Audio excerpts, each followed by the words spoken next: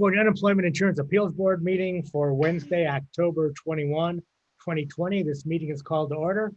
Meeting is being held via Zoom statewide. I am in the San Diego office. Other members are around the state. Want to do a couple of introductory comments before we begin. First of all, anyone who may be listening, there will be an opportunity for members of the public to make comment in our agenda item number 5. I'll be talking more about that as we get to agenda item number 5.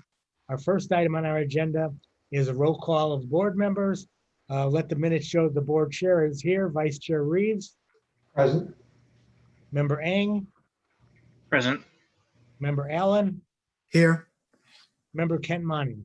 Here. Next on our agenda, item number 2, approval of the minutes of the September 16th, 2020 meeting. Is there a motion to approve those minutes? So move. Moved by Member Eng.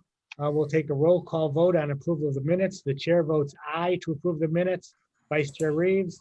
Aye. Member Eng. Aye. Member Allen. Aye. And Member Kent Money. Aye. Okay, the minutes of our last meeting have now been approved. We'll move on to the chair's report. That's item number 3 on our agenda. My report's fairly brief. As always, I want to let any viewers know that you will see a relatively short meeting today. The vast amount of the board's work is not done during the meeting, but between meetings. And actually, since our last meeting in September, board members have resolved 810 cases at the appellate level. They've been working hard and more to come. Secondly, one thing board members have been working on is a newsletter. And I want to thank Member Allen for taking charge of that. It's been kind of his baby through the years. And Member Kent Monning has stepped up to take a major role in working with Michael to get this newsletter to be far and away the best we've ever had. I was blown away when I saw it. It's really, really professional. So I want to not just thank the 2 board members who worked on this, but I want to also thank Lori Kurosaka, who I'm sure took a very major role, and Mara Luz Warden, and Mireya Gomez, and to all the contributors. Several of you who are on the screen in the meeting today contributed articles or contributed in other ways to the newsletter. So thank you all. It really is something to be proud of. And Michael, you've done a great job with it. Thank you. Thank you. Last item, I want to compliment our new executive director, no longer our interim, but Chief Judge and Executive Director Mike Kutry, for his communication to the board. I'm sure I'm speaking on behalf of all the board members, but the pandemic caseload surge information he sent us, and particularly the PowerPoint on PUA legislation to give us more insight into what the status of legislation is, I have found very helpful, and my guess is the other board members have too. So Mike, again, thank you for stepping up and getting that done. With that, we'll move on to other board members' reports, beginning with Vice Chair Dan Reeves. Thank you, Mr. Chair. I don't have a report per se, but I do want to follow up on your comments and thank board members Allen and Kent Monning for that outstanding newsletter. It's really nice. I really enjoyed reading it. Secondly, I'm in Southern California this week, and I've been plagued by computer problems.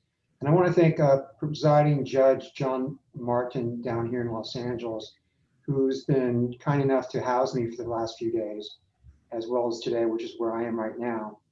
And then finally, I'd like to thank the staff at the board, particularly Lydia and others who were kind enough to send me a birthday card a couple weeks ago. And that's all I have. Thank you, Mr. Chair. Okay, thank you, Dan. Moving on to Member Eng. Thank you, Mr. Chair. First of all, I'd like to echo praise for Member Allen and Member Kent Monning and the other people that you mentioned. I know that Member Allen, even as he was putting the finishing touches on the newsletter, he and his family had to be evacuated due to the fires. And so it's just a miracle that the newsletter came out the way it did, and the best I've ever seen.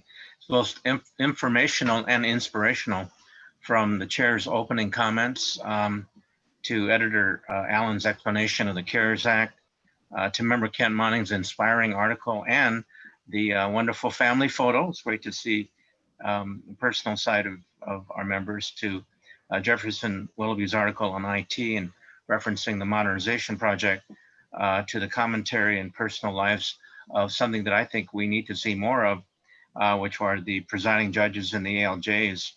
Also comments by the Labor Commissioner, not Labor Commissioner, but Julie Sue, and the California Supreme Court was a real first. But I think the crowning achievement was listening to Counsel Mark Wu Sam's imitation of Yo-Yo Ma cello rendition.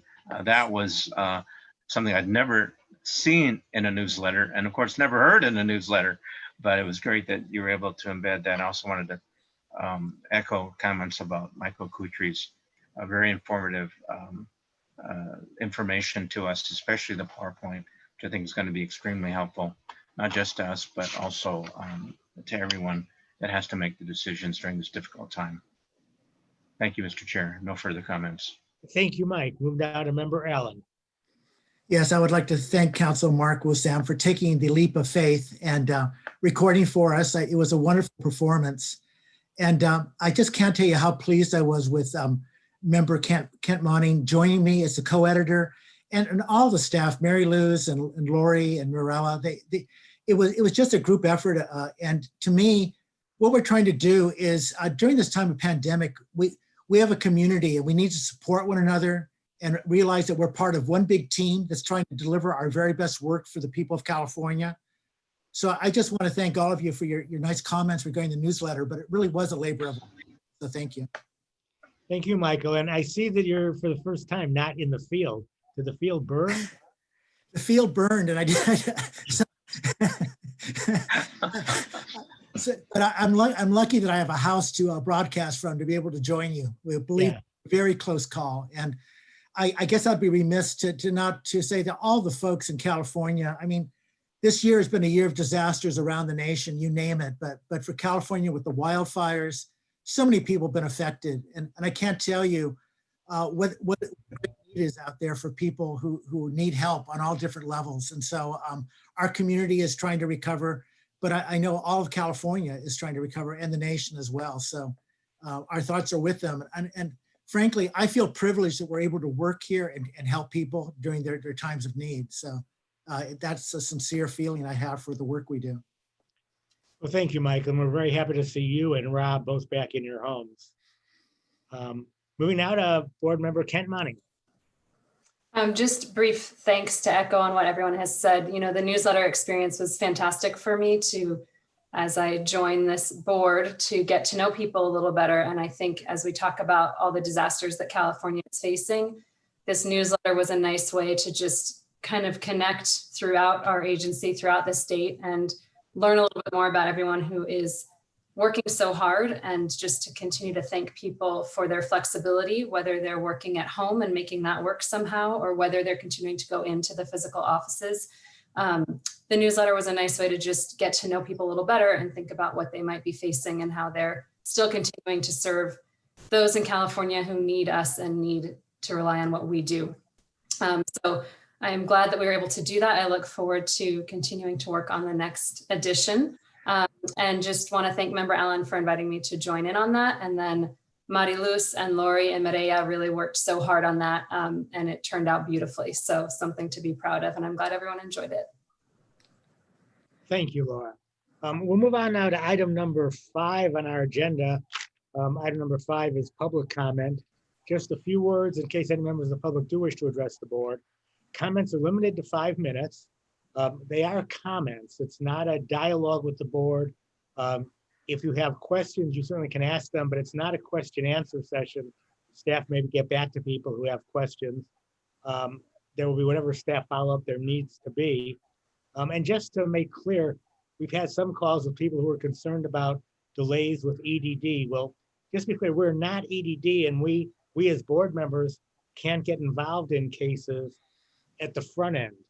Our job is, once EDD has made a determination, if either party disagrees with that determination, they can appeal to our judges in the field around the state.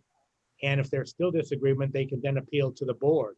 But because we're ultimately likely to weigh in on a case, if it's appealed, we can't be with you at the beginning of the case. So if you do have concerns or issues with EDD or the timeliness at that part of your case, at the beginning of the case, you need to talk with them. That said, Jeff, are there any members of the public who wish to address the board? I currently do not show any public members. I do have a person who I'm not sure who it is, a Mr. Miller or an R. Miller. I'm checking now to see if this person is a public that has a comment. Okay.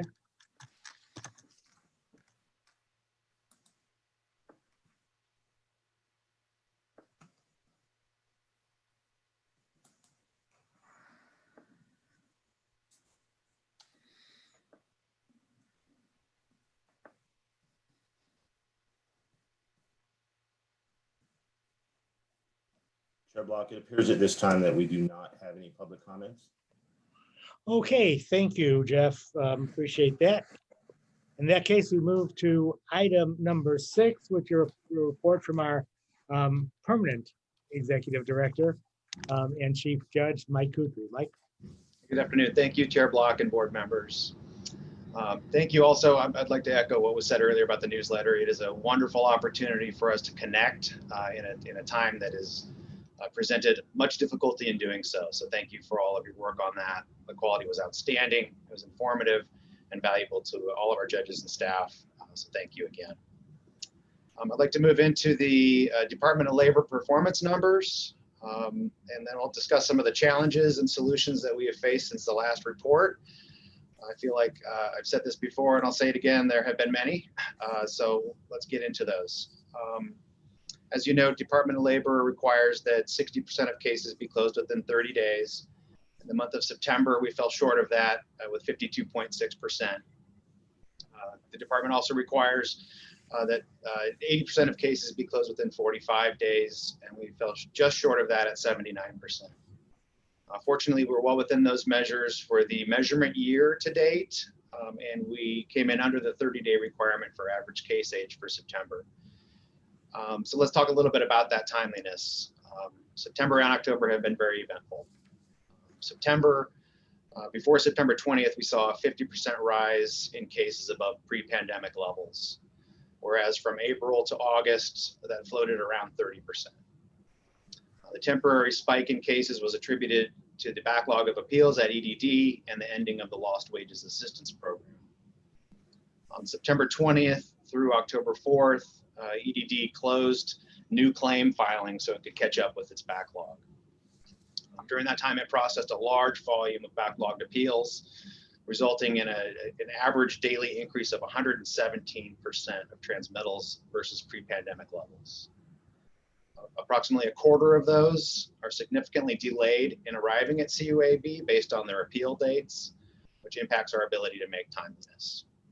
We'll continue to closely monitor that situation as we progress through the DOL evaluation year, but we are working as hard as we can to clear those. The end result of the events of the last month was an open balance that is now 87% higher than in March. And so what have we done to address these balances? We have pulled all available staff to register incoming cases. Field judges have stepped up with team calendars and other volunteer efforts to adjudicate more cases as quickly as possible. Our presiding judges are hearing large volumes of cases in addition to their regular duties. This presents an opportunity for CUIAB to adjudicate appeals for parties who have often waited months for a determination of their benefit eligibility. And we will focus on moving the oldest cases as fast as possible. For some perspective, Member Eng asked at the last meeting about national time lapse measures. Those are generally a month or more behind what we get internally. But for August, the average 30-day rate was 27.8%. So it is obvious that UI appeal programs nationwide are struggling with the record amount of claims and the resulting appeals. Looking ahead, we have a recruitment for 15 ALJs, which closed 2 weeks ago. We're hoping to interview and process those applications quickly and get those out to the offices that need the most help. We continue to hire support staff to prepare our cases for hearing and to issue timely decisions. So those efforts are ongoing. Moving to a different sort of challenge, since the last meeting, we had pandemic and wildfire-related office closures in our agency. The Pasadena office was partially closed for the week of September 14th due to encroaching smoke from the Bobcat fire. And then on September 25th, it was fully closed because of a positive COVID test. So the office had 3 deep cleanings before it was reopened to staff on September 30th. Luckily, hearings continued without interruption because the ALJs were able to telework. And a special thank you is due to neighboring offices. The field offices assisted with answering calls, preparing calendars, and issuing decisions to keep hearings on calendar during the closure and during the significant catch-up afterwards. Fortunately, that last closure was an isolated positive test, and all employees have returned to work healthy. Last month, I shared with you 2 pilot projects in field operations. One is completing the test phase, and that is for us to allow teleworking individuals register cases. It's more important now than ever, and it has been very successful. So we are able to pull available folks who can't come into the office to register cases remotely. The second is completed and is being rolled out statewide, and that is the ability to receive identity and other documents via email. That dramatically accelerates our ability to address those appeal issues if we can do that versus relying on delayed mail, fax, or drop off at offices, which is increasingly difficult these days. I generally conclude my report with a security update, and I am very happy to report that we've had no such incidents to report since the last meeting. Board members, that concludes my report. I'm happy to take any questions that you have. Thank you, Chief Judge Kutry. Board member questions or comments? We'll go around the table, starting with Vice Chair Reeves. Thank you, Mr. Chair. Thank you, Mike, for that update. Can you outline for me a bit about how you plan on reshuffling resources and also in terms of new ALJs that you're bringing on board to meet this enormous challenge that we're facing in the field? Here in Los Angeles, had the good fortune of meeting 2 new ALJs this week. Very motivated and anxious attorneys waiting to get to work. Can you kind of just give us a short briefing on how we might be moving about resources and then who we're bringing on board to help us meet this challenge? Sure. So we have candidates from all over the state who've applied for the positions. As you probably heard from the new judges, we did the entire training remotely, which posed a great many difficulties. We've never done that before. But we now have a team of judges who participated in that training. We have subject matter experts from all over the state who can jump in on Teams calls and help out with bringing those judges up to speed. So we plan to primarily do it much like we did last time, but with more people involved. AO's very own Becky Bach was instrumental in getting that last group of judges on board. It's a Herculean task to do that with primarily one person. So we plan on bringing some of the other folks who participated last time on board to do that. We're still going to rely deeply on the offices and mentors in office as the judges get up to speed. But our last group of judges has hit the ground running. They're participating in all kinds of calendars and hearing all kinds of cases and doing extremely well. So we are confident that we can, with a minimum of disruption to the field offices, get the next round of folks on board. We learned a lot from the last intake and intakes all over the staff levels. This is a hard time to train, and we don't want to deplete our resources to do so, but we do have to shuffle as much of it around as we can to get them on board. Thank you. And I like just having been trained by Becky Bach. She's outstanding, and I think she'll do an excellent work for all your new ALJs. Thank you, Mr. Chair. Thank you, Dan. Moving on now to Member Eng. Yes, thank you, Mr. Chair. Mr. Kutry, thank you very much for answering the questions that I had. I did want to just revisit one, which is that I believe the pandemic relief legislation will terminate the last week of December as far as eligibility. What do you think will be the impact in terms of before and after on our caseloads? There likely will be a series of denials or exhaustive type determinations. In other words, telling claimants that their benefits have been exhausted and offering them an appeal right. A lot of that is going to depend on whether we get more legislation passed this week. I don't think anything was announced this morning, but everyone is obviously waiting with close anticipation to find out what happens, to see if that extension goes past December 26th. Otherwise, much like the LWA, the Lost Wages Assistance Program, we would expect a bubble of cases to be created after December 26th if folks choose to appeal those adverse determinations. But with any luck, we'll have an extension of that program, and perhaps we can dodge that surge. Yeah, thank you. We're keeping our fingers crossed. Thank you. Thank you, Mike. Member Allen. Yeah, Michael, the question I just have for you, with the 15 new judges that we're bringing on board, do they start with reduced caseloads, or do they take full caseloads immediately? No, they start with reduced caseloads. There's a training period in the office, a training period remotely with a group of trainers, and then they return to the office and start hearing cases. And so we begin with the relatively easy subject matter, so they can develop their scripts, learn the Department of Labor standards, and then we increase their caseloads on a measured basis along with their mentor. So the exact timeline, it's been now 3 months for some of the judges who are on, and all of them are up to full calendars. That's generally the established timeline. There are a couple variations, but we should expect them to be up and running within 3 months in full caseloads. And of course, contributing in smaller caseloads before them. And Michael, the only other question I'd have is that with all regional offices, are we using like the mass calendar technique of basically first come, first served, so that we maximize the cases we're hearing? Yes, throughout the state. And we've adapted. It's difficult. Traditional team calendar is done with all of the judges in the office and with parties in the office. And so you can bring a lot of people together in a short amount of time, which is just not possible now. So we've had to get creative and have telework judges and phone appearances on that same scale. It's a lot of work, and it's different. So the staff is adapting rapidly. The judges have stepped up, and we're hearing as many cases as we possibly can. Thank you. Thank you, Michael. Moving on now to Laura. Member Kent Monty. Just a couple comments. Thank you, Mike, for that informative report.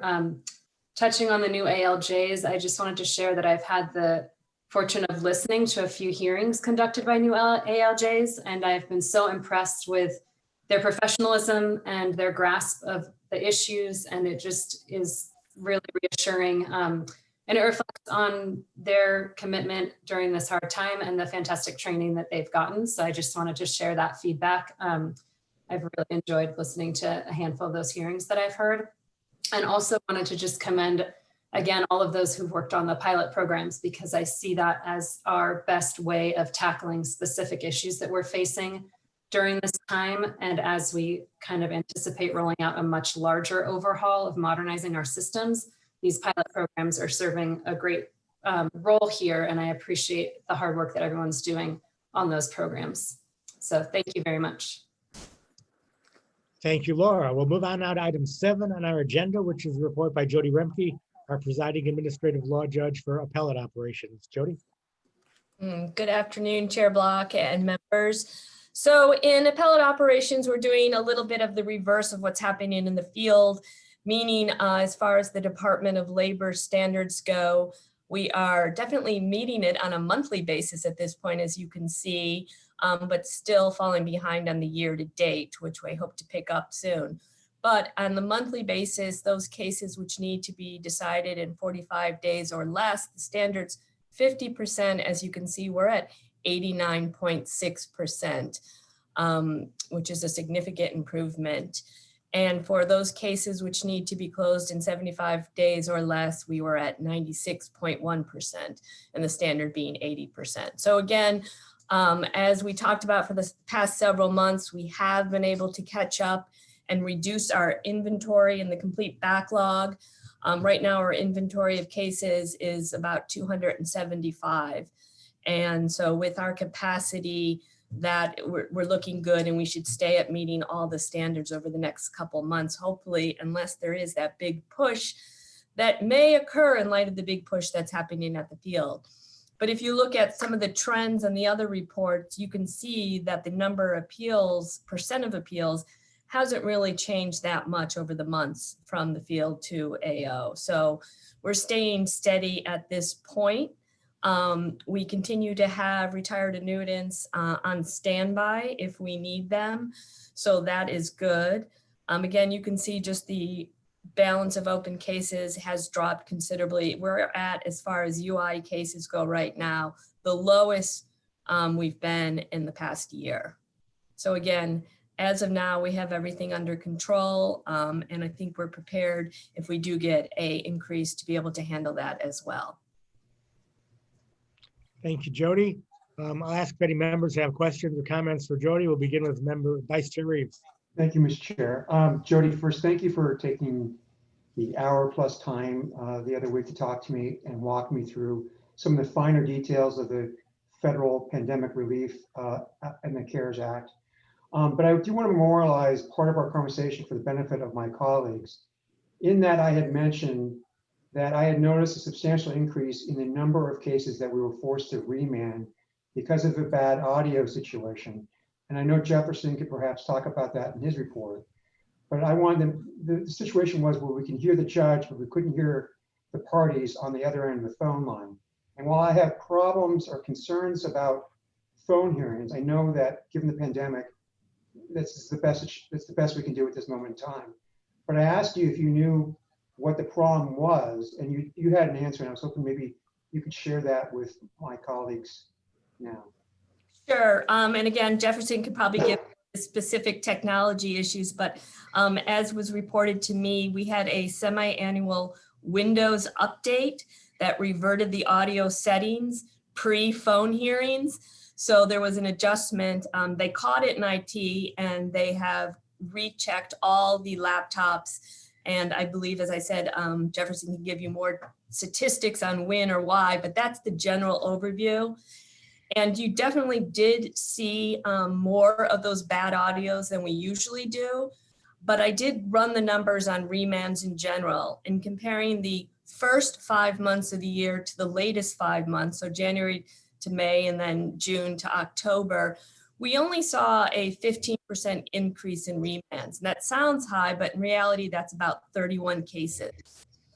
And in addition to the bad audio, I think the board members will agree that we saw a number of remands on the issue of further developing the record in some of these cases.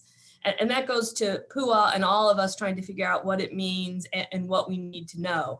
So we had a slight increase on that type of remand. And then again, I think some of the bad audios we saw, I do monitor all the remands pretty closely, and I saw them to be pretty specific to a certain couple offices and actually a specific couple of ALJs. So while you definitely noted that, I don't think it was as high as it could have been, luckily. And I think that's because IT jumped on that and fixed it as soon as they heard about it. It's good to hear we won't see any of that in the future. Thank you. Thank you, Jody. Other questions or comments for Jody Remke? We'll move to Member Ang. Thank you, Mr. Chair. Thank you for your report, Jody, and thank you for all the information that we're receiving on pandemic. And I really appreciate the challenges that we are under. There's no, it's a relatively new program that's rolled out. They're one-party cases, and there's no precedent decision. And I suppose that by the time one rolled out, the federal program would have ended. So, and I'm welcome very much the PowerPoint that we received this week, and I'm hopeful that they will inform the gathering of the information to really add to the record, so that when we receive the cases, they will be as complete as possible. Thank you. I've got nothing further. Thank you, Mike. Member Allen. Can't hear you. Michael, you're muted. Okay. Second take. Jody, I have no questions. I just wanted to thank you for your report and your service. And I'm also so pleased that you guys jump in and help the field when necessary, because that's what we're a team and that's what we do. So thank you. Sure, thanks. Thank you, Michael. Member Ken Monning. Thank you, Jody. I appreciate seeing that we seem to be in the best position possible to handle what might be a larger influx of cases. So that's really good news. And I know that's a lot of hard work with shuffling and getting to a better place. So that's really good. And then just thanking you for always being a great resource when we are looking at these cases, looking at this new law, and all the hard work that everyone is doing at Appellate Operations to make sure that we're doing our best with these cases. We really appreciate it. So thank you. Thank you. Okay, thank you, Laura. We'll move on now to item number 8 on our agenda, which is report by Jeff Wilby, our Chief Information Officer. Jeff. Thank you, Chair Block and members of the board. I'll go ahead and segue into the last question first, if you'd like, regarding the hearing audio. PJ Remke did give a very good explanation of the why. A regular kind of standard update caused a setting in Windows to revert back to a different state. We put in a couple of measures in place to make sure that we test all of the patches, Windows and otherwise, that go out onto the machines. There's a natural contention between the recording system and the telephony system at this point. They both exist in a little bit of conflict because one of them wants to hear everything and one of them wants to say everything. So it's a little bit of a different technological problem to have to solve, but I think we've done so. So we should not see that in the future. I personally listened to samples of recordings from every ALJ in the state to make certain that the party audio specifically was intelligible over the past 2 weeks. So that hopefully solves for today, and we put measures in place so that in the future that is no longer an issue. On to better news. The Appeals Modernization Project continues to make solid progress. Presiding Judge Hugh Harrison is taking on the role of the product owner and is providing an enormous wealth of knowledge in support of the system development. We've already started to see the framework of the new system take shape, and our agile approach, our methodology to this project calls out very specific blocks of functionality in each sprint, they're called. And we'll begin to see that layer very quickly in examples of what that will look like in our operations shortly. You'll see some project updates come out soon, likely with some screenshots. They'll be preliminary, but they'll be representative. I'll once again take this opportunity to thank all of the subject matter experts throughout the organization, particularly this time to Presiding Judge Harrison for his energy and expertise. Also, a quick reminder to the board and anyone who's watching online that October is National Cybersecurity Awareness Month, and that as the National Cyber and Infrastructure Security Agency says, do your part, be cyber smart. As more and more of our lives are spent online, bad actors continue to look for opportunities to access our personal and work environments with more and more convincing techniques. So all of our diligence keeps sensitive information safe. Thank you for that. And finally, I hope you've been able to attend one of the online training sessions introducing our new trouble ticketing system. If not, look for other opportunities in your email soon, including links to previously recorded training sessions. And also, if you see the big red help button on your desktop that has magically appeared, you can click there for more information or to submit a service request. I'll be happy to take your questions. That's the end of my report. Thank you, Jefferson. We'll begin with Vice Chair Reeves. Thank you, Mr. Chair. Jeff, I just want to thank you for jumping on that audio issue and rooting that out so quickly. That's pretty amazing. And then I want to thank you for all the modernization efforts. It's enormously helpful in times like these. Thank you, Mr. Chair. Thanks, Dan. Member Eng. Thank you very much, Mr. Wilby, for your service and your report. As you may recall, at the September meeting, I had indicated that I had gladly taken the appeals modernization survey, and I believe it closed, correct me if I'm wrong, almost a month ago on the 18th of September. And I just wanted to, because I, spent so much energy at the expense of adjudicating my cases and taking the survey, which is actually a lot of fun. I wanted to know if you could make those results available to the members of the board, and not necessarily right now, because I don't think we have enough time. I just wanted to renew my request Absolutely. for that. Yes, we're still in that process. I'd hope to have them for you today. I'm not the, IT is not the party collating those results. So as soon as we get them, I'll happily share them with the board. Okay, and also wanted to tell you that I did try to get into the trouble tracking the trouble ticket system. I wasn't able to get through it because of IT problems on my part, but I do look forward to the link that can have me track my own problems. And I did want to thank the health department for helping me with an issue that developed this past week. And regardless of whatever quick fix that we can do ourselves, it's always reassuring to know that we can just pick up the phone and call the help desk, and they're extremely helpful and very, very quick. Thank you. No further comments, Mr. Chair. Thank you, Mike. Moving on to Member Allen. Yes, Jefferson. I had so much trouble last week that I couldn't even get to the trouble tracking, but we're getting it cleared up. But Jefferson, I want to make sure that I'm understanding this correctly. What I'm hearing is that we have a very good chance with a little bit of luck of having the field modernization program actually done and completed by sometime in the summer. Is that correct? That is our goal. The goal. And then just a matter of nomenclature, because I wasn't quite understanding you. When you talk about sprints, what does that mean? Is that where there's trials where people are testing out the particular system? What is that exactly? It is a bit of a term of art, and it's specific to the project methodology that we're using. We compartmentalize functions within the system.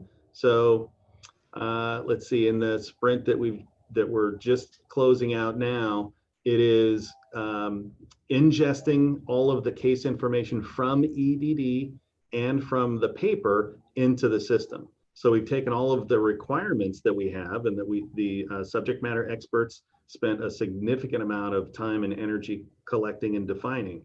We put those requirements in, and they are building the system specifically to that. So when we're able to test this, we're able to test it from the moment we get the information from EDD, ingest it into the system, and have that shell case available to us. So that's a pretty discrete part of the process, but it's small enough to say we're going to accomplish everything within the context of this sprint. So we're able to, it'll be an onion.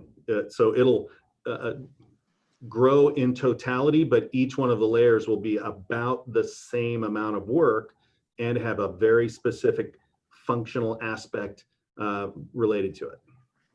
Thank you, Jeff. I'm glad I asked that question because I didn't quite understand what you were doing, but that makes total sense. Thank you. Great. Thank you, Michael. Moving on to Member Ken Monning.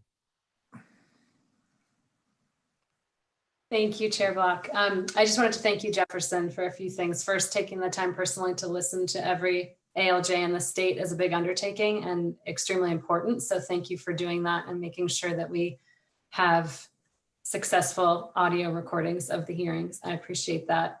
And then also, I just wanted to thank the IT department, you and the folks involved in the training for the new portal that has been rolled out. Joyce Lortha and Rosario Phillips did the training that I attended, and it was fantastic. And I really appreciate that. And to think of you all juggling, getting everyone set up with remote work, the modernization project, and still rolling things out like this, I know you're doing a lot, and we really appreciate it. Thank you, Laura. We'll move on now to our last report of the day. It'll be followed by 2 action items. Item number 9 on our agenda, report from our Chief Administrative Services Officer, Rob Silva. Rob? Good afternoon, everybody. The only report that I planned on providing, other than the budget proposal, was an update with where we are in staff hires. However, I've actually integrated that information into the budget report itself. So if it's okay with the board, I'll go ahead and begin with the budget report. Please. Okay. Give me a second to share the document on the screen.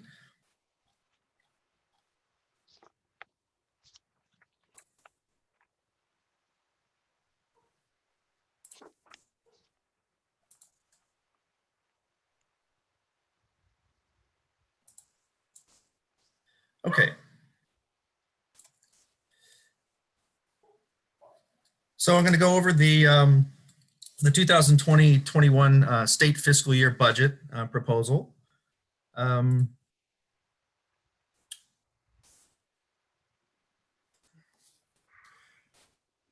As we entered 2020, our CUIAB's base budget for state fiscal year 2021 was projected to be almost 77.3 million.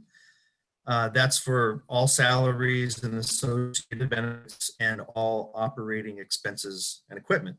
Then 2020 became one of the most unfortunately interesting years in recent memory. The COVID-19 pandemic brought with it a nationwide rise in unemployment claims. And for the first time since the Great Recession, which for us lasted into 2012, we find ourselves in a position of increased funding to tackle the unemployment insurance appeals workload. The May 2020 revise included a projection increase of 10,900 UI dispositions for state fiscal year 2019-20 over the October 2019 revised figures. That resulted in a 15.5 position, $2.6 million augmentation to our budget. That same May 2020 revise also included an additional increase of 24,720 UI dispositions for state fiscal year 2020-21, which resulted in another augmentation of 31.5 positions and $5.5 million. Also in 2020-21, state employees are receiving a pay decrease of 9.23%, along with 2 additional days of personal leave. It's the Personal Leave Program 2020, which I'll refer to as PLP 2020 as we proceed through this through the slides. For CUIAB, that projects to be a $3.7 million savings for salaries.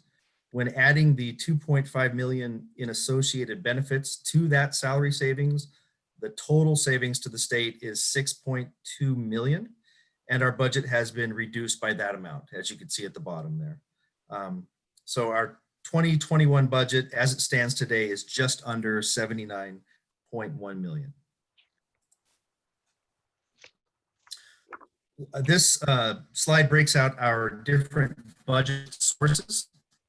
Almost 91% of CUIAB's budget is federal funding to administer unemployment insurance appeals cases, as well as the unemployment portion of our tax hearings, followed by the state special funds. Almost 8% of our budget comes from state funds for disability insurance and paid family leave appeals cases, as well as the disability portion of our tax hearings. Almost 1.5% comes from the state's general fund for the personal income tax portions of our employer tax hearings. And as you can see at the bottom, we receive a very small amount of funding from the Department of Child Support Services to hear cases on the Unemployment and Disability Child Support Intercept program, as well as funding to hear non-industrial disability insurance cases.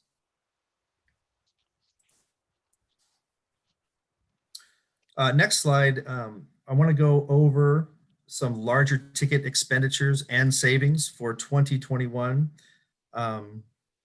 The first obviously being the most important, and as I mentioned before, for the first time in almost a decade, we're ramping up on hiring to address the workload increases discussed previously. In addition to the 8 administrative law judges that started at the end of last fiscal year, early this fiscal year, we hired another 8 ALJs.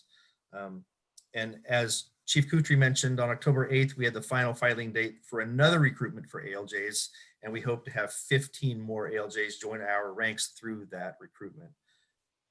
So far this fiscal year, we've advertised for 28 new support staff. As of this week, 11 of those have started with us, and we have 3 more starting on November 1st. So that's half of the 28 that will be on board by the beginning of November. We also have another 4 offers of employment pending that could conceivably start by November 1st. As these positions get filled this calendar year, we will assess the need for specific classifications moving forward, and we have budgeted for an additional 30 positions for the second half of the 2021 fiscal year. If all budgeted positions end up being filled at full projected capacity, this would add $5.1 million that you see here in salary expenditures in 2020/21 over the salary expenditure level as of June 30th, 2020. The second line here is almost as important, and that's the 1.85 million placeholder for the appeals modernization project. The majority of the expenditures for this will be vendor services with Allied Network Solutions that Mr. Willoughby's been discussing. About 750,000 of this total will be to purchase 3 different types of software needed for the implementation of the project. To the next line, this represents a purchase of 100 laptops for $135,000. This addresses 2 issues. First, it's part of our normal cyclical computer refresh. But secondly, the laptops are being purchased instead of desktops, allowing us flexibility if it is determined that we are able to expand our telework options as we continue to deal with the pandemic and the administration's continuing focus on state employee telework. And lastly, on this slide, this is an adjustment we build into our personnel budget each fiscal year. Generally, we budget for each employee pursuant to their time base, but we end up over budgeting because of the unpredictable nature of people being out on medical or non-medical leaves of absence, time-based changes, or even docked hours. So one adjustment we make to sort of offset this is a personal savings for the delay we experience in being able to backfill positions when attrition happens. We take last year's attrition rate and understand that there is typically a 3-month period between a departure and the subsequent completion of the recruitment resulting in a backfill. We project that that will equate to almost $400,000 in salary savings in 2021.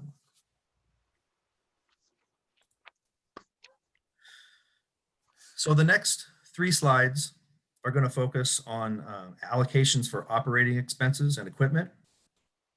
Every February, each CUIAB cost center submits call letter requests for certain OE and E categories. This slide shows the differences between the proposed allocations for 2021 and 2019-20 for these categories. And I'm going to go over the categories in which there are significant changes.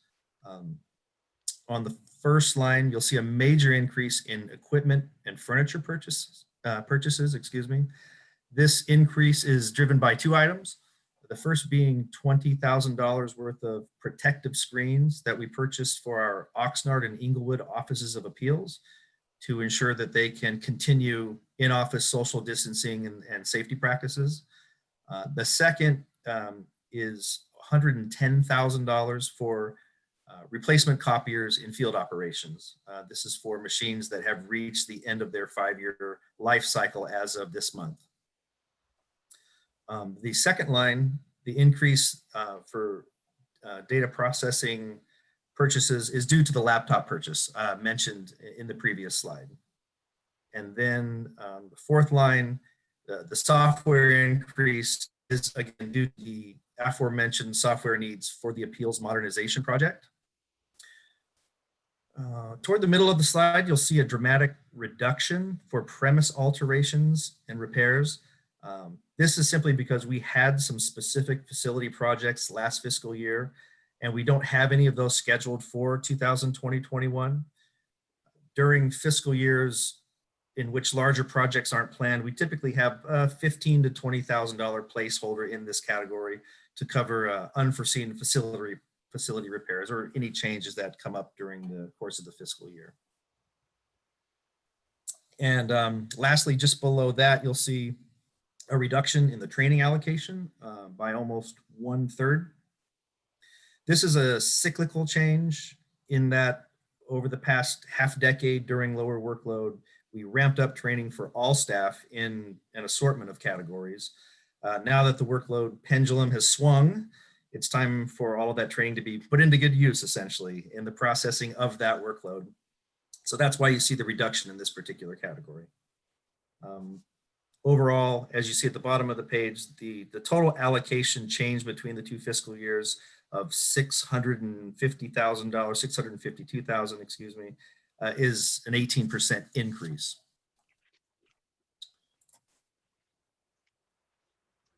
Okay, moving on to ongoing costs that make up the majority of our OE&E budget. As you can see at the very bottom of the slide, the overall allocation change between fiscal years is minute. But I would like to go over 4 typically workload-driven categories with the board. And they're going to be the first 4 lines on the slide. The first line shows a 22% allocation increase in postage to align with the projected workload. The second line shows a higher percentage increase of 38% for office supplies. The reason for that higher increase is due not only to the projected workload, but also because we're now having to account for cleaning supplies and other personal protective equipment that simply weren't a factor before 2020. The third line, only 3% allocation increase for interpreter services. The reason for this lower percentage increase is because our $680,000 allocation for last fiscal year ended up being considerably higher than our actual year-end expenditures. So the $190,000 increase you see, I'm sorry, I didn't mean 190, I got a line off. The 20,000 increase is actually a 25% increase from last year's true expenditures. So that too is in alignment with our projected workload for 2021.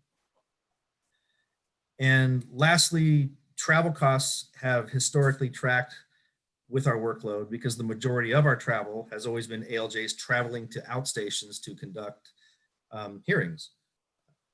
Due to the pandemic and our lack of in-person hearings, CUIAB travel has been greatly reduced, and that's why you see this 62% reduction in travel for 2021. This reduction also aligns with the administration's request to reduce travel expenditures outlined in the Department of Finance's budget letter that they issued back in April of 2020.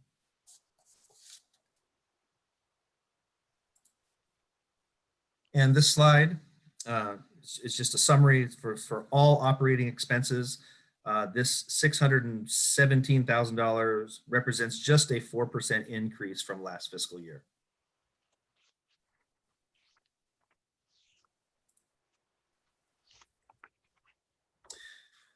Okay, I'm switching gears to personnel. This slide shows our overall personnel budget. Last fiscal year, the board approved a budget of 375.1 positions and 35.1 million in salaries.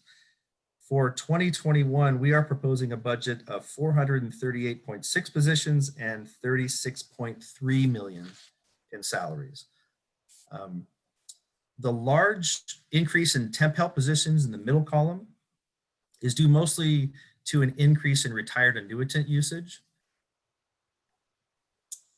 Last fiscal year, one of the ways the administration reacted to the pandemic to ensure that departments could continue their missions was to eliminate the 180-day waiting period for a state employee to be able to return as a retired annuitant after their actual retirement. And they also eliminated the 960-hour limit for retirements to be able to work in a fiscal year. Knowing that their pay was going to be reduced in 2020-21 due to the personal leave program. Some ALJ and non-ALJ employees at CUIAB retired prior to and have now returned as experienced annuitants to assist with the increased workload. So because both the quantity of annuitants and the hours they can work have been increased, the temp help position request for this fiscal year has been increased by the 13.5 positions you see there, which is an 84% increase over last fiscal year. For the total change, although the position increase over last year's allocation is 63.5 positions, you'll see that the salary outlay increase is only an increase of 1.2 million, which looks odd on paper, but this is due to the overall salary reductions of that personal leave program and the fact that the salaries are being paid at just under 91%. Also contributing to this, as I mentioned earlier, a number of our proposed positions are being budgeted at only half of a fiscal year because we'll be assessing the further hiring needs toward the end of the calendar year 2020. Moving down to overtime, you'll see an extremely large increase in allocation for overtime from last fiscal year.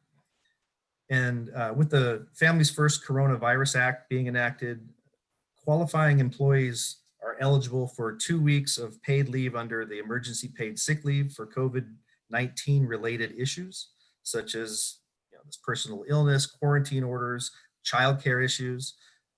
With specific regard to childcare, qualifying employees are also eligible to receive an additional 10 weeks off of work at 2/3 of their salary through the Emergency Family and Medical Leave Act. We have had many employees that have qualified for these programs, and their absences, coupled with the workload increase, particularly through the summer, has put us in a position to offer a considerable amount of overtime to offices to keep up with the incoming UI workload. For the first 2 months of 2020-21, our monthly average of overtime use was 1,100 hours and $42,000. That type of spend level forecasted through the entire fiscal year would place the annual expenditure near $500,000. However, as I mentioned during a previous board meeting, the influx of a number of support staff this and next month, we expect the overtime expenditures seen early in the fiscal year to significantly reduce and somewhat normalize as the new staff gets trained. And we feel that this $300,000 placeholder will be adequate for the fiscal year as we see the decreased overtime use, particularly in the early part of 2021. And lump sum allocations at the bottom of the slide. The lump sum budget for this year was formulated by using the lump sum payout data from last fiscal year through March of 2020 with a straight line projection through the end of the fiscal year of June 20. I don't know that CUIAB will necessarily hit this mark of lump sum expenditures in 2020-21, but there are a couple of factors that make us want to retain this level of a placeholder.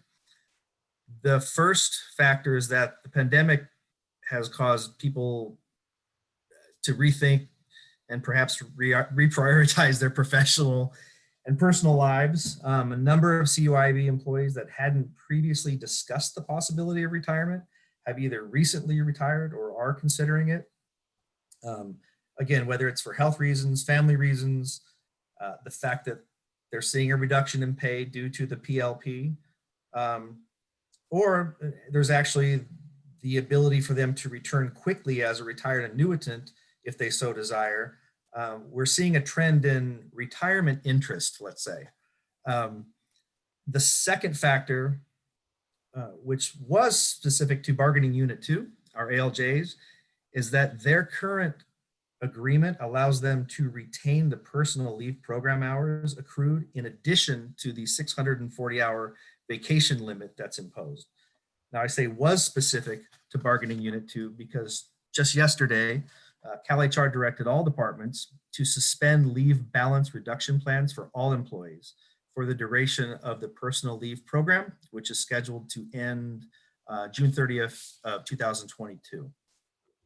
So with that, in theory, employees could retire at the end of the 21 fiscal year, do a lump sum payout for 832 hours of leave. And so for those reasons, we would like to have this higher allocation for lump sum payouts remain in the 2021 budget.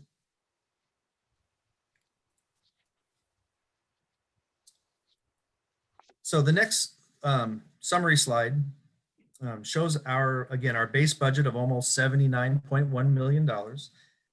And it shows the branch requests after that, totaling $78.3 million, with a surplus balance in the gray area of $775,000.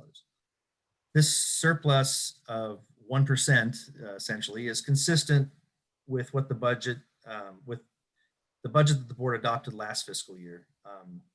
So that's, yes, it's 1% as it was last year.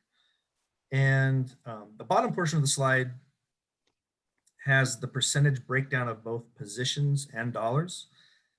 To the left for positions, the 6.7% attributed to temp help represents a 25% increase from last fiscal year's share. And that again is due to the temp help increase explained during the previous slide. To the right, for the dollar percentages between salaries, benefits, and OE&E, these are all consistent with last fiscal year, with less than a 1% change in either direction from last fiscal year for all three categories.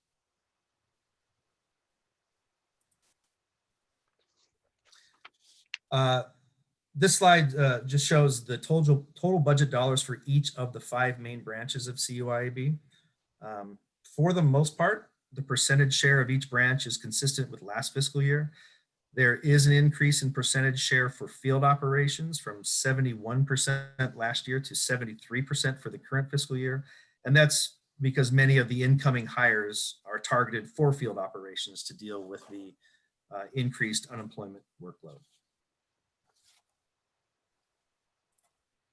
And that is the report. And I'm happy to take questions from any of the board members. Rob, thank you for that very thorough analysis of the budget. I know it's just skimming the surface, but it was very understandable. I appreciate it. Okay.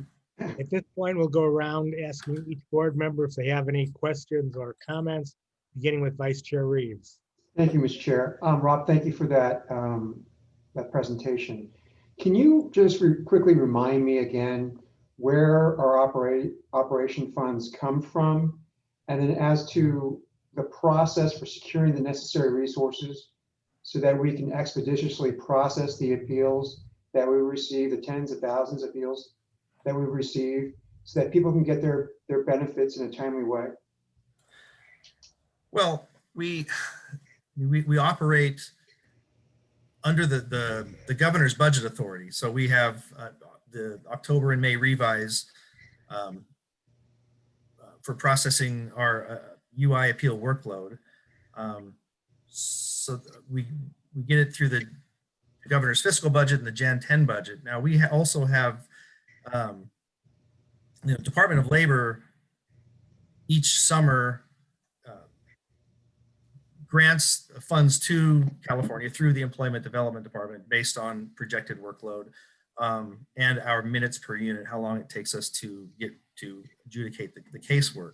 But the funding comes to us in both the Jan 10 budget and the July budget from the governor. And that's when we can act on procuring goods or hiring for the purpose of working with the caseload.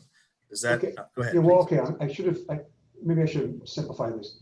So is our operation budget from federal dollars, not state general fund dollars? Yes, it's almost 91% federal funds. Okay, so we're talking about federal dollars. In order to get those federal dollars, we submit a request to the Newsom administration, who then files the request with the federal government, and then they process that, and then we hopefully get those reflected changes. But ultimately, our operating budgets come from Washington, not from Sacramento. That is correct. All right, thank you. Thank you, Mr. Chair. You're welcome. Thank you, Dan. Moving on to Member Eng. Mike? Yeah, thank you for your service and for the report, Mr. Silva. Just wanted to follow up on Vice Chair Reeves' question and your answer. Is it true that in the past, say 5 years or so, that California has operated at a deficit in terms of repaying the federal government? How does that particularly work? We incur the expenses, and do they repay us, or is it that we pay their money and when we get the money, we repay them? And have we always been on time in repaying them? And what is the consequence of us not having the ability to repay what is owed to them? Well, at EDD, as the holder of the grant, the Employment Development Department deals with that with the federal government. CUIAB does not. So I don't have a lot of the specific answers to your questions there. I do know that we have not, in the last half a decade, as you mentioned, had to suffer funding because of being in a deficit mode. But I would have to get more research from Fiscal Programs Division to answer your question more thoroughly. Yeah, I mean, I'm just concerned that we're lucky that we have not been asked to operate within a budget in which the income matches the expenses, and we've, in a sense, borrowed the money from the feds. And I'm just wondering if someone is looking, forward at some day where that may not be possible. And so it's kind of incumbent on us to know what the deficit is. I know we repaid it, I think, once in the last 5 years, and that was in the last fiscal year. My final question is, I don't know if you remember, but at the last board meeting, I had asked for some information on the interpreter services, particularly that because that's so integral to a lot of the claimants who may not necessarily speak English. And I wanted to ask about this increase of 3%. And I believe you indicated at first that the increase was actually could have been larger, but there was a surplus left over from the last fiscal year. But I'm not sure, where is it that we are required to spend more money? Is it the lack of specific languages that we've had to hire interpreters for? Speaking specifically about the 3% increase you were referring to, that's for all ongoing interpreter services, people who come to our hearings, to telephonic vendors that we use. And I apologize, this doesn't answer your question specifically, but the reason there's a slight increase projected for this year is because last year we over allocated for that particular expense code. We allocated more funds than we needed. So the current year increase is based off of what our true expenditures from last year. So it represents a 25% increase from what we actually spent last year. Okay, I see. So it's actually 25% increase because you had an overage. So my last question is, as you look at the overall interpreter services, are there any particular language? How would we find out whether there are particular languages that are not being able to have translation services? How would we find out? Is there any data collected on that? And how would we know when, let's say, you have a language that's provided for, but it's oversubscribed in terms of the number of claimants that need that service, but we don't have enough translators for that service? I think I sent to all board members last month some data on that. And based on the last time the language survey was completed in 2018, we just completed the one for 2020, but we don't have the results yet. So I sent the 2018 data. So every 2 years that study is done to really identify if we are falling short in any categories. In 2018, we were fine. There weren't any deficiencies, and I certainly hope there aren't in 2020. If they are, we should have those results within about a month. We will address them. As far as, we cover any language, including sign language, at all times due to our telephonic interpreters or private vendors we can hire to make sure that all languages are served in our offices, Okay. no matter how My obscure. Okay, thank you. I think that's what I was looking for, the most current report. My final question is, as we listen to the board hearings, to the claimants hearings, we know the challenges that the field judges are under in terms of time. When they have to review translated documents or receive interpreter, do we budget for extra time that would be required for the FOALJs to spend on those cases? Or are they expected to spend the same amount of time on translated cases in which there may be an interpreter that takes up 50% of the hearing as, say, in non-interpreter? And maybe this is not the question I should address to you, but I was just kind of concerned that there seems to be this rush, and if they're given a certain target for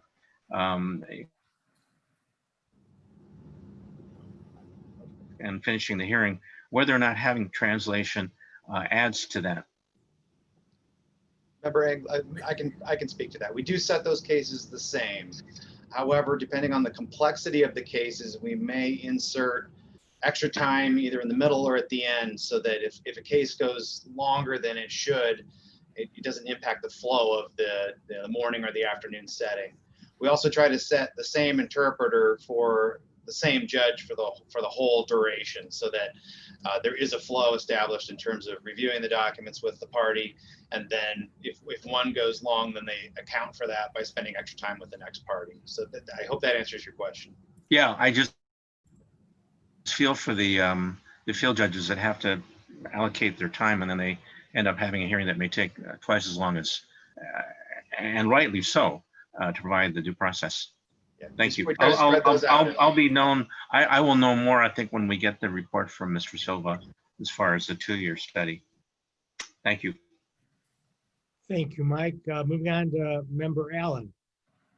Yes, thank you.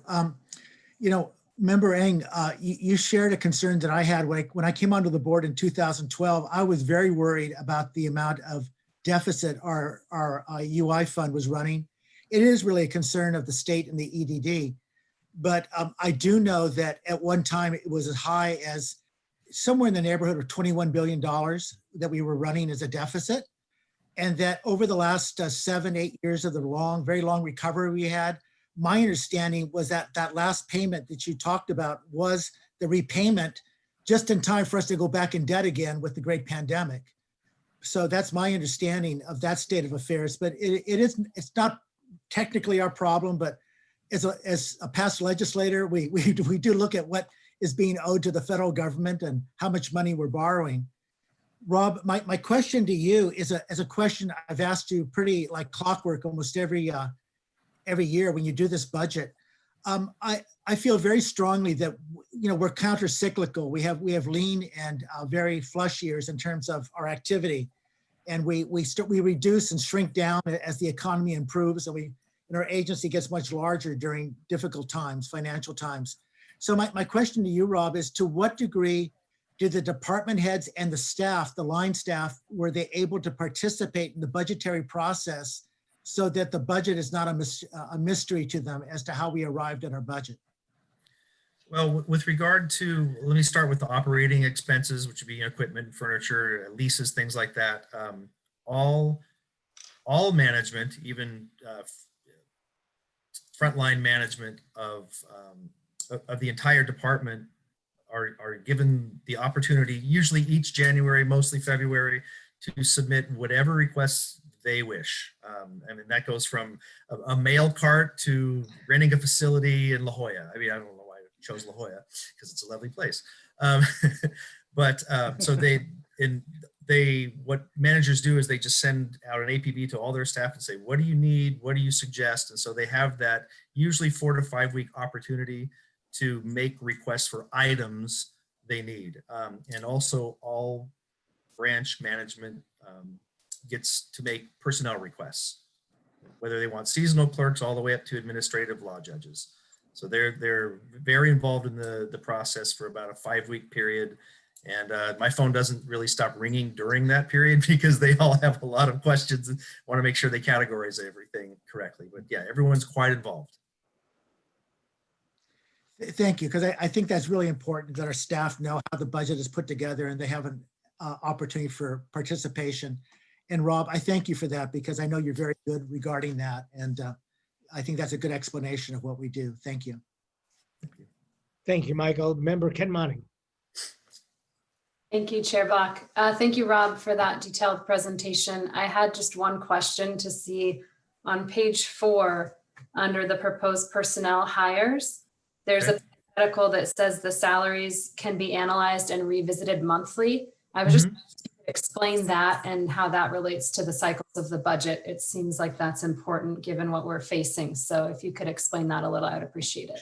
Sure. I mean, as I mentioned during that slide, the $5.1 million that's there in salaries would be if we filled it full capacity, everything we've budgeted for the fiscal year.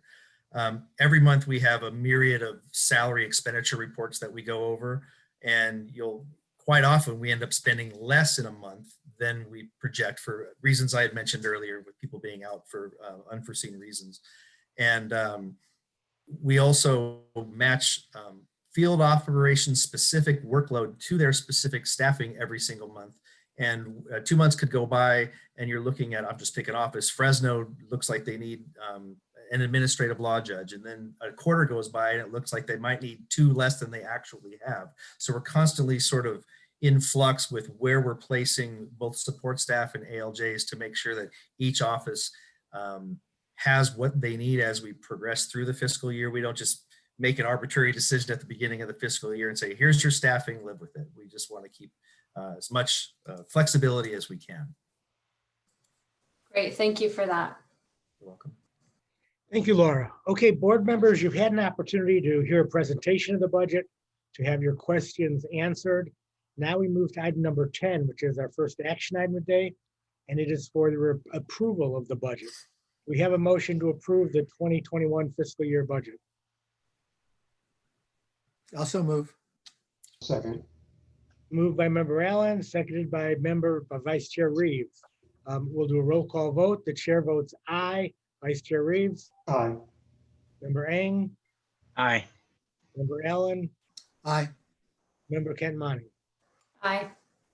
Okay, let the minutes show that the 2021 fiscal year budget as presented at today's meeting has been adopted unanimously. We now move, and thank you, Rob, for your presentation.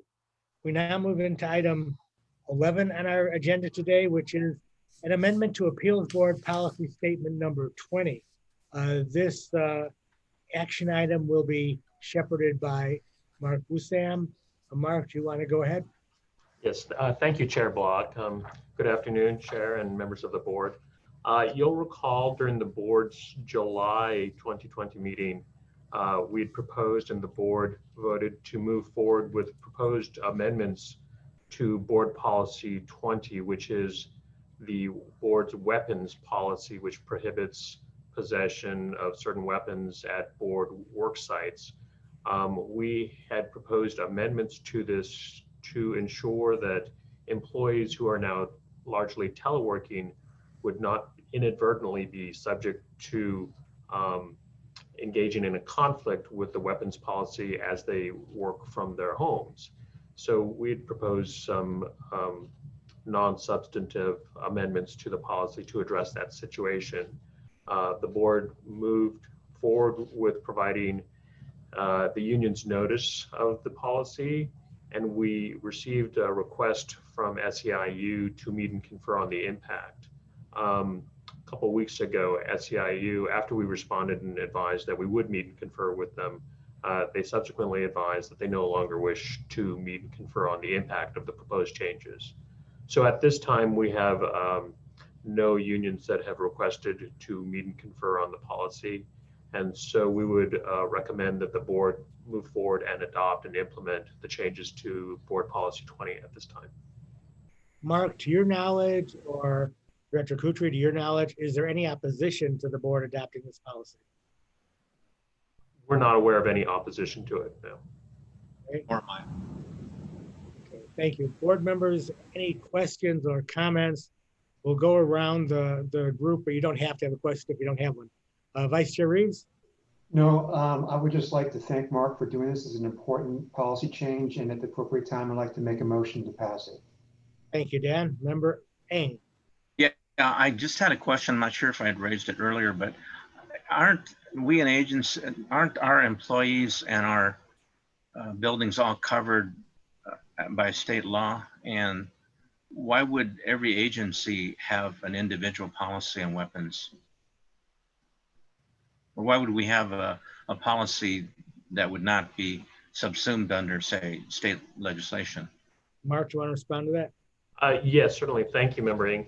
And you posed a question similar or at least related in July. That question was focused on whether or not there was a statewide policy or a model weapons prohibition policy. You're correct. There is legislation dealing with state facilities that prohibit certain weapons, but it is common practice for the various state agencies to adopt either a standalone anti-weapons policy or as a component of their workplace violence policies. We did confirm with the California Department of Human Resources as well as various state agencies. There is no specific model state policy on this, and many state agencies have adopted policies similar to this, some variations, but in large measure have tracked a lot of the legislation which prohibits certain identified weapons on state facilities. Okay, thank you. Thank you, Member Eng. Member Allen? Yes. So Mark, my understanding is that this pertains to space only that we represent, that we actually rent within buildings, that this policy only pertains to that space. Is that a correct reading? That's correct. State-owned or ones that we're leasing with other state agencies or ourselves. Okay, and then the only other question I'd have, and this is only because of past experience, the parking lots, anything outside of the building, basically that this policy does not pertain to anything outside the building. Is that correct? I don't think it gets at that level of granular detail. So to the extent that if the work site included the parking facilities, and depending on whether or not these are enclosed or exterior parking facilities, I think we would have to analyze that question specifically. But this policy, as stated, doesn't address a distinction between parking facilities and the work site facilities leased or used by CUIAB itself. Yes, I know the question sounds granular. The reason I'm asking it is I've actually dealt with cases that had to do with folks having weapons out in their cars, in the trunks of their cars. And so I was just curious regarding that. So we would deal with it if it happens. I understand. Thank you. Michael, Member Kenmani? No comments, just thank you for your work on this. I understand the importance of updating this given the situation that people are in now working out of their homes. Okay, thank you, board members. Vice Chair Reeves has offered to make a motion on this item. Vice Chair Reeves. I move, pass the motion. Okay, it's been moved that we approve board policy statement number 20. Is there a second? Second. Been moved and seconded. We'll take a roll call vote. Chair votes aye. Vice Chair Reeves. Aye. Member Eng. I vote aye. Member Allen. Aye. Member Kenmani. Aye. Let the minutes reflect that board policy statement number 20 has been amended and adopted as it was currently presented to the board unanimously. With that, is there any other business for open session that any member has? Seeing none, we do not have any, excuse me, any closed session items today. So if there's nothing else for open session, this meeting is adjourned. Thank you all. Thank you. Thank you, Mr. Chair. You can leave the meeting now, everybody.